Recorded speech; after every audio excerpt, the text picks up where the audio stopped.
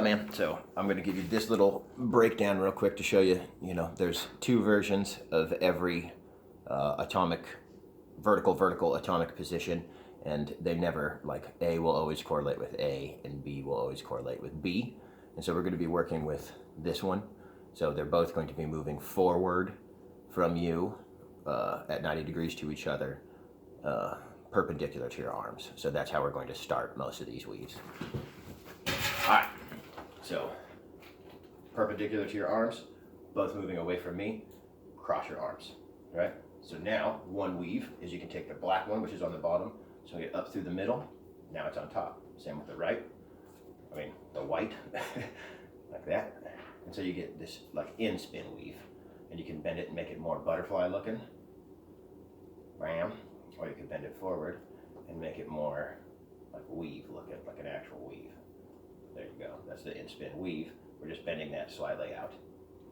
And now, just like a normal weave like this one, if we exaggerate the out and around nature of the hand that goes from the bottom, around, and onto the top, around, and onto the top. You can keep your hands together when you do it and stretch in a linear fashion a normal weave to achieve that effect.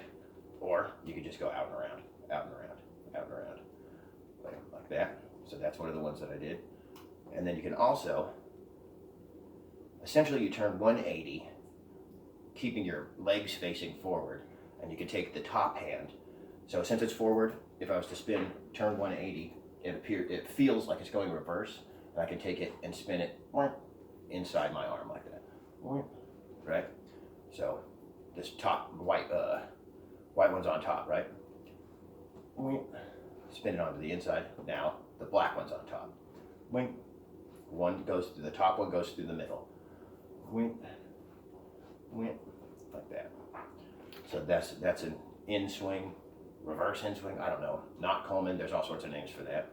And then if you do that move, at the same time as the top one goes in, like that, the bottom one will also scoop through the center.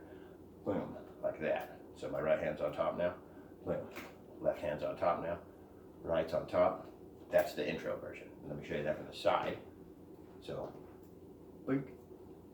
That in swing to get my right on top, boop, boop.